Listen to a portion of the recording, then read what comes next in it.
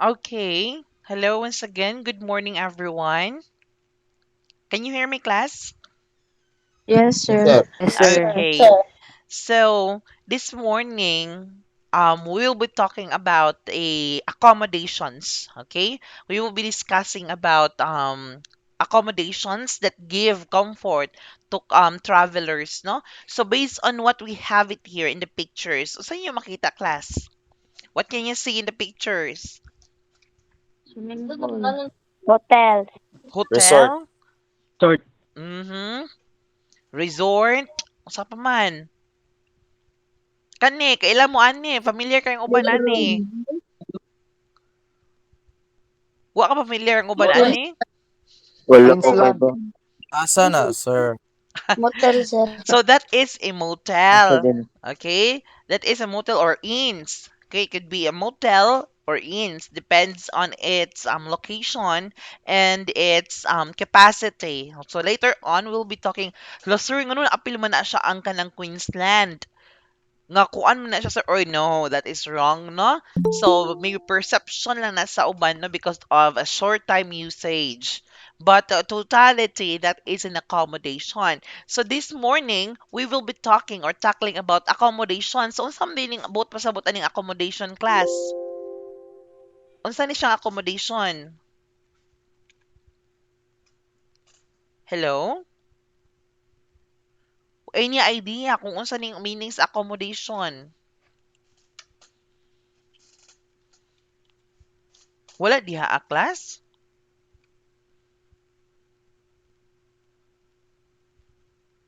Okay, when we are talking about No. Okay, when we are talking about accommodation class, this is providing comfort. This is a services that provides home or shelter, a temporary shelter or home or accommodation to make your customers comfortable. Okay? So accommodation is providing the needs, the basic needs of a customer. Okay, providing shelter, providing food, providing bathing, providing what they needs. So that is accommodate from the accommodation from the word accommodate. So imong giabi-abi ang imong customers. So that is accommodation. So but we will check also the meaning sa web, no? Let's try to check unsay meaning sa web. So it's been said here that accommodation in North American temporary, this is a temporary lodging, sometimes it's also called including board. So from the word temporary lodging, okay, when you're talking about temporary lodging, it's gonna be a temporary home or shelter. So, a convenient arrangement or settlement or compromise. So, from the word convenient, that means we provide them what they need para makuansel, no? Para convenient sila. So, mao na siya ang accommodation. So, let's talk about the history of accommodation. Nganong man lang na may accommodation, sir? Nganong na may mag-provide og conveniency sa mga sa ato ang mga customers and clients. So, according to the history, so lodging industry developed because of the need to provide accommodation for travelers. Of course, usa gitoy meaning sa kanang kuan, usa gitoy but pasabot ani mga travelers or mga tourists, a person moving into different places. Correct? Sakto ba ko, class? Yes, Yes, sir. sir. Okay. So kung ni-move siya into different places, dili sa iyahang kuan insakto dili sa iyahang kuan, dili sa iyahang origin or sa iyahang place gyud. So depends pod no kung unsa siya classification sa tourist, di ba? Natay duha ka classification sa tourist. What are those? Drifter and traveler. Hala, I drifter and Flag kuan, sir. classification. ha? Excursionist. Oh. I Classifications of visitors rather. Classifications of visitors. Excursion. Tourist ex- Tourist tourist and and excursionist. excursionist. Explorer. excursionist. Okay? Excursion. Tourist and excursionist. Non-institutionalized o institutionalized tourist. That is that is according to Kuhns classification of Kuhns. So, depende nun natin classification ni Cohens of travelers, naputay classification ni flags, naputay classification sa visitors. So, kung may tay classification of visitors, that is tourist and excursionist. Unsa gali diferensya sa duha, class? Ni tourist and Ang excursionist? tourist kay mo overnight stays sure na ang Mhm. excursionist kay mo visit lang. Ang tourist kay So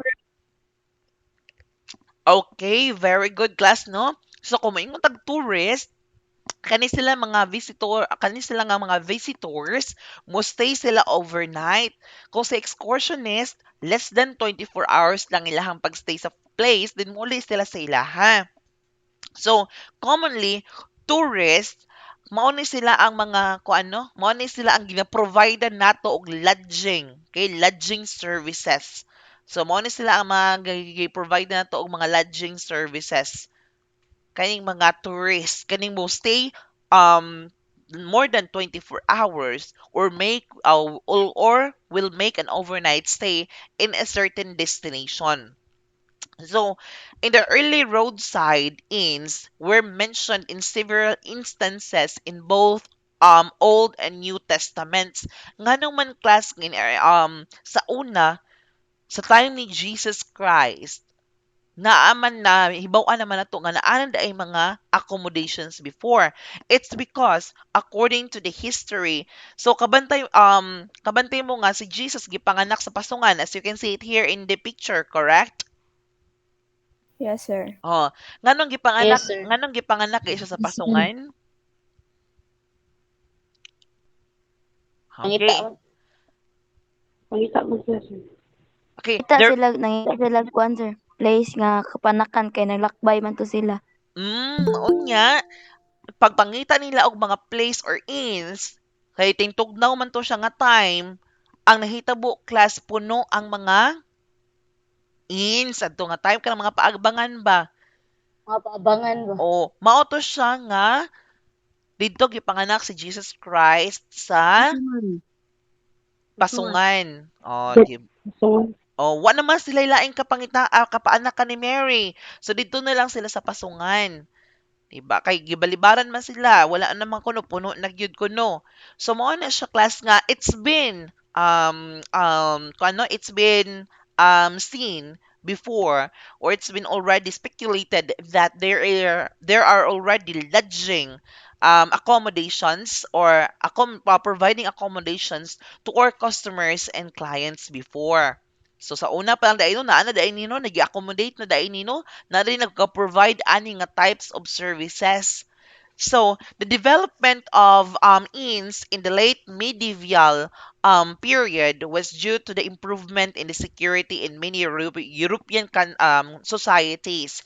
Nga naman, there are some travelers nga mo stay og mga houses, but due to the lack of security, so they provided hotels. Okay? So, in that time, dili pa ingon nga mga nindot nga mga hotels, no? So, providing accommodation services like may tag mini hotels or inns lang sa siguro siya, but it provide securities. As you can see it here, improvements in security in many European societies. So nana sila guardian ang tayo no, nana sila mga securities. So during the height of the Industrial Revolution in the 1700s and early 1500s, there was a greater demand of accommodation as people migrated to the cities to work. So as you can see, before, or even gali karon sa atong ang society, ang nindot nga opportunities is naa sa syudad. Sakto ba ko, class? Yes, yes sir. sir. Nga naman, mas mahal ang sweldo kung naa ka sa syudad. So, it's, na, kung ano man, siya itong kanang, kung anong ginamat, ano nga, kung naa ka sa syudad, mas dako og sweldo niya, mas daghag opportunities. Mao na siya nahitabo before pod in the early 1700s and 1500s that daghan ang nagtapok sa syudad.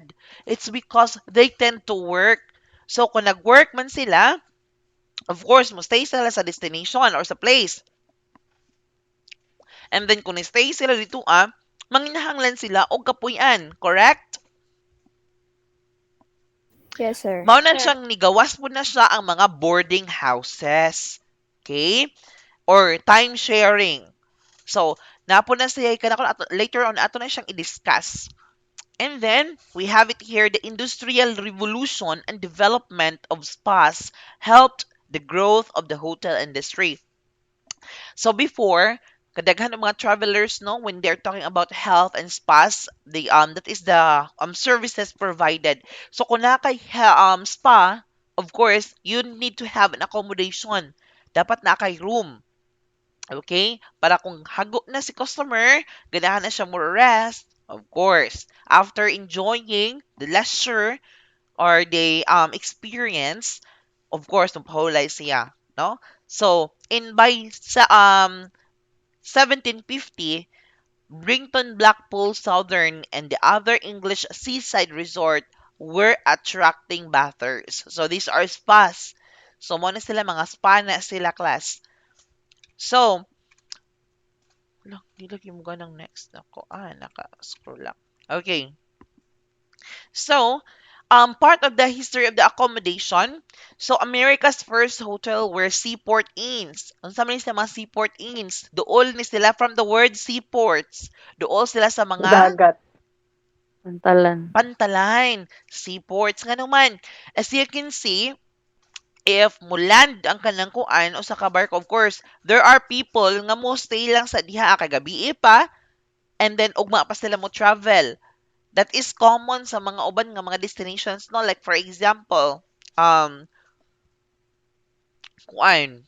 I went to Davao, and then pag abot ako sa kanang kuan sa kanang sa tawag ni sa airport sa Bangoy, San Francisco Bangoy Airport, and then gabiin naman siya ang akong flight kay na delayed man, so I decided to stay an inn kay nga naman delikaduhan naman ko ako na ba delikado na mo travel o gabi so mo to siya ni stay lang sa kong inn. It's because I want to have a safety trip. So, commonly, say, airport inns or airport hotels ang mga tawag ana. Depends also on the location. So, next is, by the middle of the 17th century, the public's stagecoach had appeared. Okay, unsang po ni siyang stagecoach, coach. So, this, kani siya nga picture class, kani siya murag kalesa nga naay kung ano, kaning murag naay murag balay-balay sa sulod. Na kita mo ani class. So commonly part lang atong kalesa dinhi sa Cebu is wala yun ani no. Nakakita na mo ginani personal wala pa. Wala pa, Wala sir. pa. Yes, sir. Wala pa, sir. Ako sad wala pa so kita ni personal. So this is what we call stagecoach. Wala pa, sir. Ngano na part man ni siya sa accommodation class. Ngano man if you are traveling, okay, you are accommodated. Pwede ka makatug. Diba? You are accommodated. That is what we call stagecoach. Okay? Hinumdumi na siya ha. Unsa ni nga picture? That is a stagecoach. Okay. And then, in the next 200 years, the lodging industry was influenced by the development of road transportation. Okay, due to the development of road transportation class, what happened, man? Di ba kung maingon the development of roads, this is connecting to places, correct?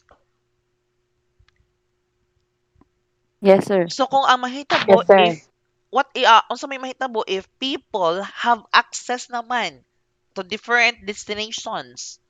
So magkadaghan ang tourists or visitors. 'Di ba? So kung lagyo ang area, class, what will happen man? So ang ato ang mga customers and guests, of course, magsigig visit. So by that, so magkadaghan na pod ang accommodation services. So, the introduction of the development of the automobile industry led to the establishment of the roadside hotel, motor hotel, or motel. So, later on, we will discuss those types of hotels. Okay, the classifications of accommodation or the types of accommodations.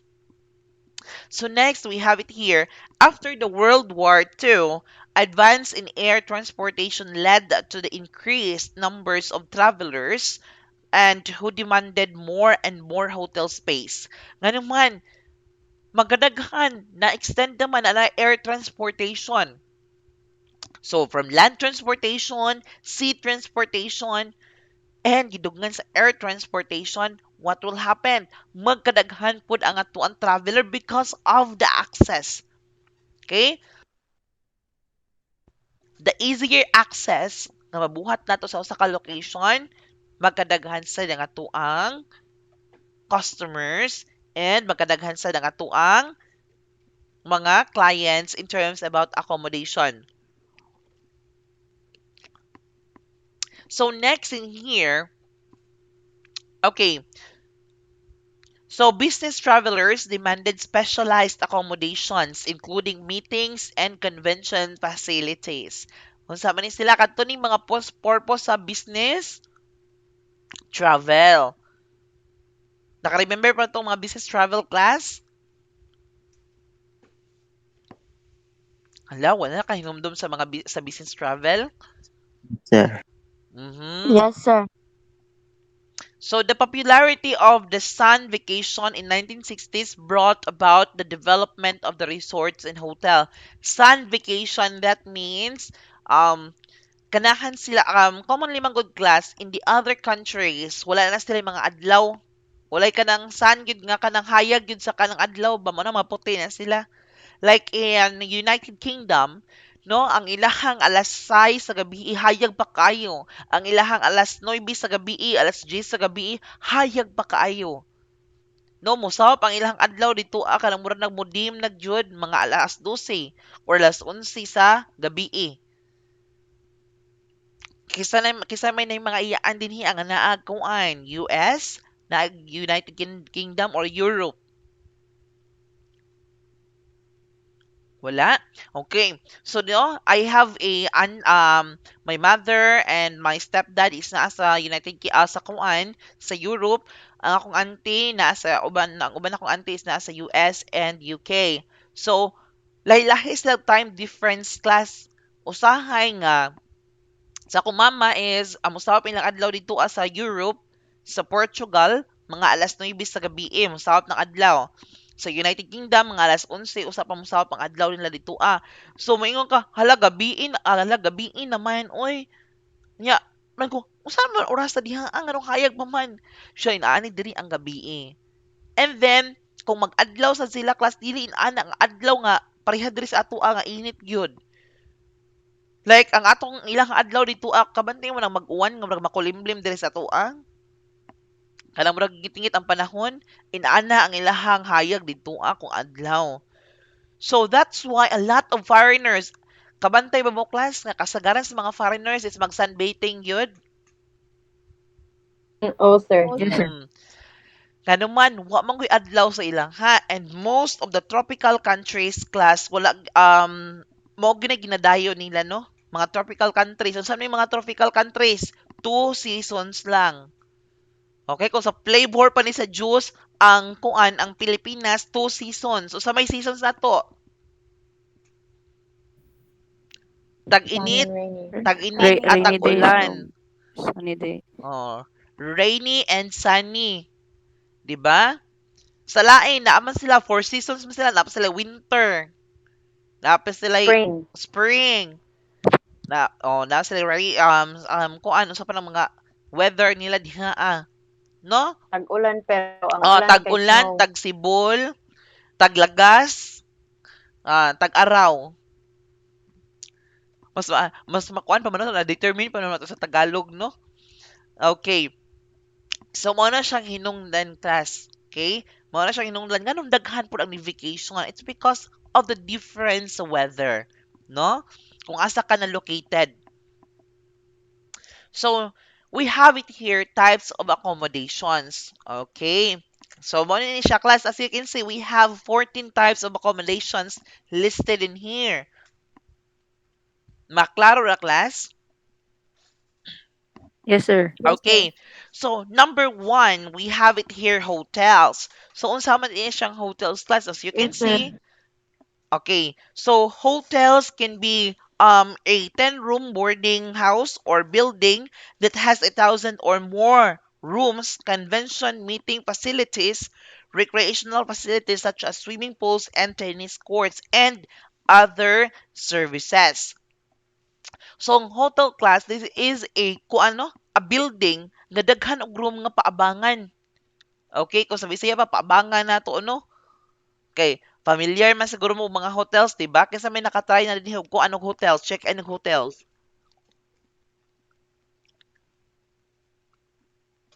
Wa pa nakatry og hotels din a class?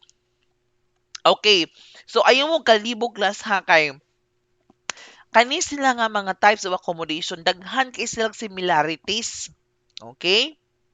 Daghan kay silang similarities. Okay. So, mao na siyang hotels, no? A building that has a lot of rooms, nga paabangan ang mga rooms with mga amenities and facilities that provides the needs and wants of your customers. Number two, motels or motor hotels. So, kani sila mga motels or motor hotels, these hotels, okay, this type of hotels is provided to the motorist visitors or travelers. Commonly, it has a lot or a wide parking area in front. Mo na siyang gitawag siya motor hotels kay para ni sa mga travelers. This is intended for the travelers nga magabihian baron or madelay ang or gikapoy nga mo stay along the road. Commonly kani mga motels or motors hotels naan ni sila daplin sa karsada nya dali ra sila makitaan and they have a specific parking area or a wide parking area. Mao na siya ang motels or motorist hotels. Okay. Then, we have it here, number three, resorts. Okay. Resorts is commonly same with hotels. Of course, same lang yun siya, no? Ang classification lang yun niya. But resort is commonly daplin ni siya og mga dagat. Dagat. Dagat. And this is intended for vacations. Ganahan ka mag-enjoy sa dagat, ganahan ka mag-enjoy sa mga facilities. So, according to the book that we have it here, resorts, hotels are intended for vacation travelers. These hotels range from budget to luxury and accommodate these travelers and even convention delegates. So, mas mahal si resorts. Okay? So, number four, pension houses. So, unsa may hunahuna ninyo ni mga pension houses class? Paabangan. Okay, paabangan. Mga pension house. Okay? Balay ni siya nga paabangan. Okay? So, according to the book, pension houses or pensions are found principally in Europe. These are usually family-owned accommodation facilities. Okay, for example, mayaman ka sa buhay, and you have a mansion there, naka-extra balon nga balay, okay, and you owned it, pwede na nimo siyang paabangan. So, in German-speaking parts of the Europe, a pension is also called a Gasthaus. Okay? Then pensions usually offer continental breakfast but not have facilities for other meals. Pensions are known for their informal family atmosphere. Okay. Mao na siya mga pension houses. Paradors. Number five, paradors. So, kani siya mga paradors class. Like this one. This image is an example of paradors. Okay? So, ang kani siya mga paradors class is mga kuan ni sila before um kani sila is kani mga kon ba mga unique gani kani mga gikan sa napay history like palace before um kanang monastery before simbahan ba before or kanang limang puy-anan sa mga pari before. So, gi-abandon, gihimong hotel, i-convert into hotels. So, according to the book, paradors are unique in sa Spain. So, these are generally old castles, convents, or monasteries that have been converted into hotels by the government and are operated by the government. Okay? So, mo na siya ang mga paradors. Number 6, we have condominium hotels. Unsa man ni siyang condominium hotels? Same also with hotels. Dagko ang mga high-rise building. Kinsay familiar sa Saikyong? Oo, Okay. sir. Saikyong ba diri sa Yung Marigondon? village. O si Saikyong, Sikyong. Yung Say, village.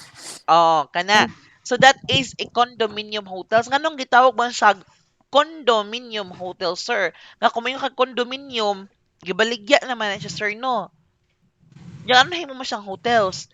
It's because it's partly a hotel class. Okay? It's partly a hotel, but na ay part ng mga rooms nga gibaligya sa tag-iya. Mao na siyang gitawag siya condominium hotels. So, condominium hotels are recent innovation. These are often hotels with apartments. So, from the word apartments, mura siya gipaabangan siya, no? So, ay, kisa rin nag-open of mic, kindly turn ko, ano, no? Mute lang.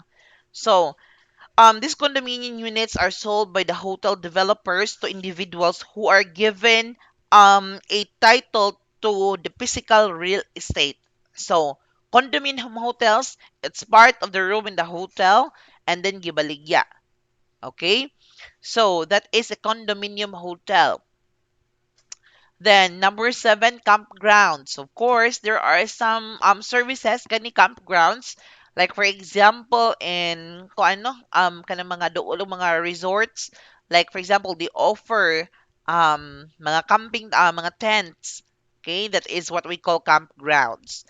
Bed and breakfast.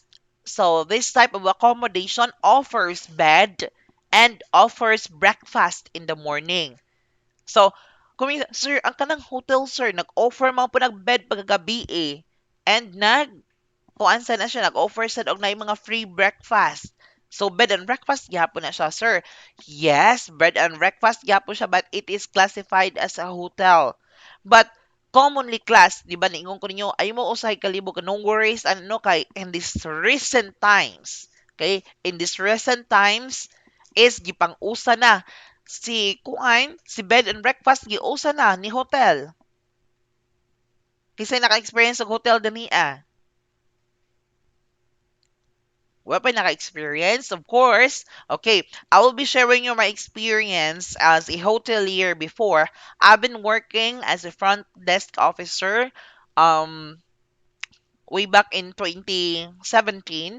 So, kanin siyang kuan class, no? Ang amo ang hotel is naga-offer na free na ang iyang breakfast for tomorrow. So, ang classification niya supposed to be bed and breakfast, di ba? But in these recent times, naanay gipang usa si hotels and bed and breakfast usa na siya. Kaya nga naman si hotels is na naman po siya gi-offer nga breakfast, free breakfast. Okay? So, ayaw lang mo ka-confuse, ani. So, number 9, tourist inns. Okay. Unsa man din siya si tourist inns, sir? So, tourist inns are lodging establishment that caters transients. These do not normally meet the minimum requirements of an economy hotel. So, maingon ta kani mga tourist inns is mo na siya mga short time. Like for example, okay, listen carefully class ha kayo.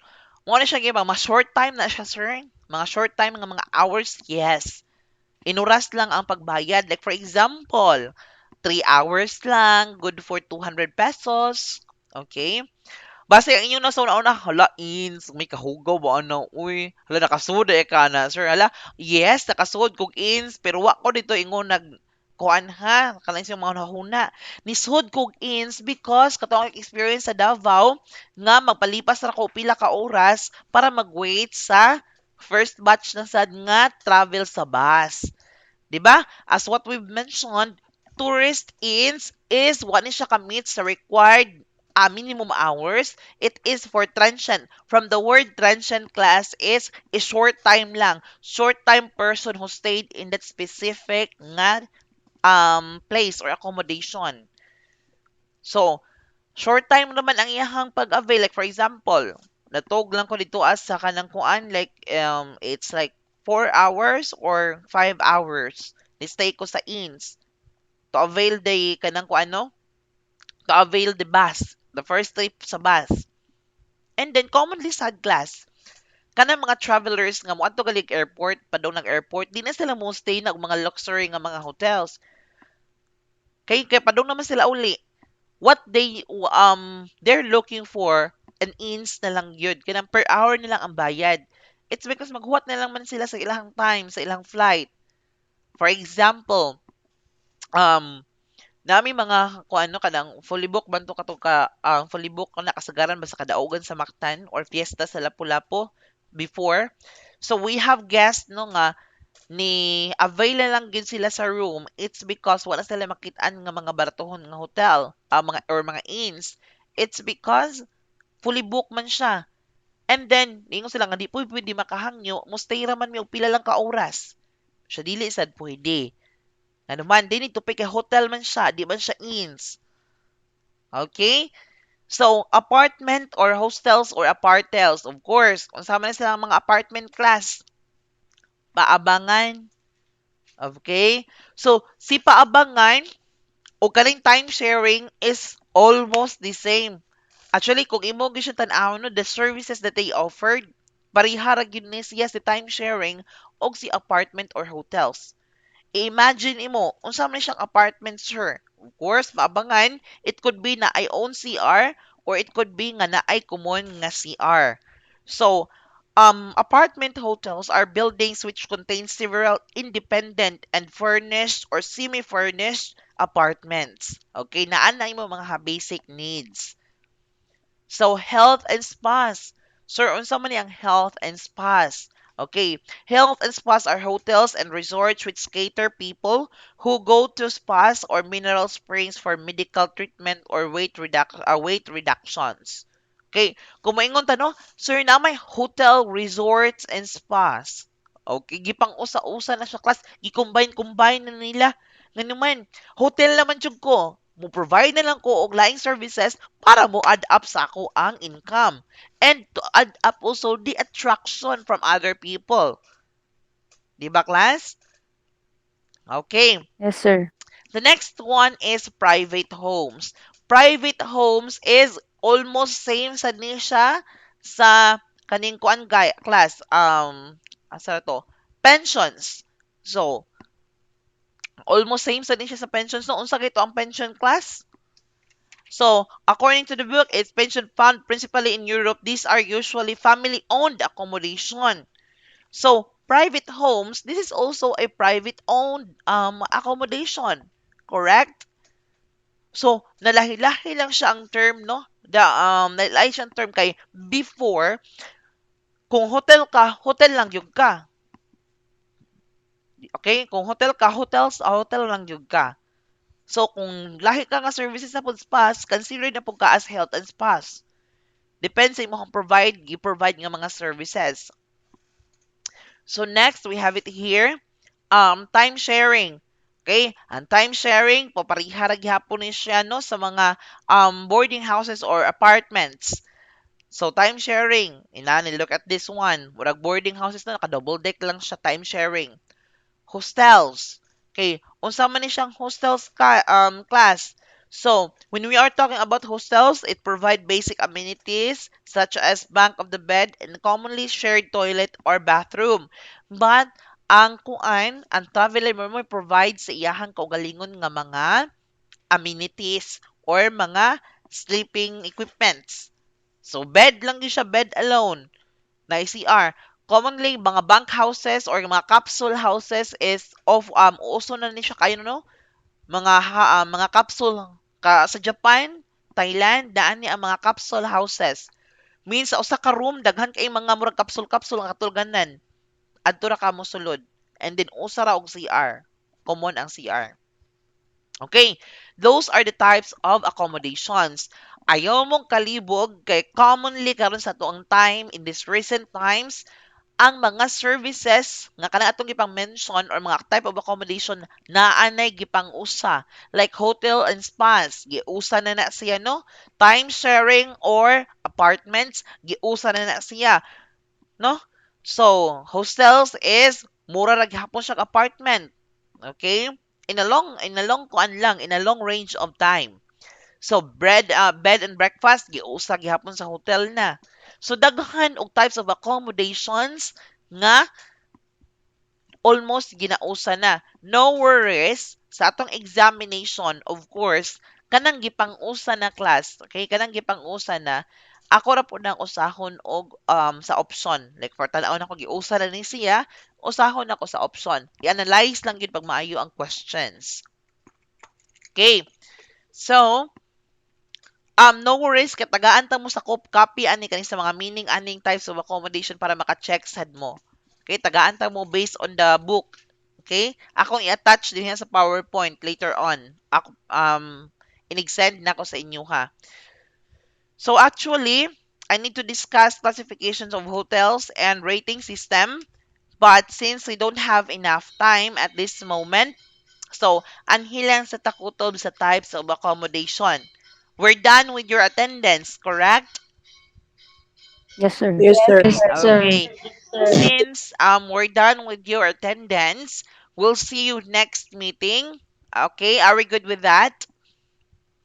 Yes, sir. Yes, Yes, sir. sir. Okay. Sir. We'll see you on next meeting, class. Goodbye and enjoy your day and also keep safe. Okay? So you can leave the Google class right now. Goodbye and good morning.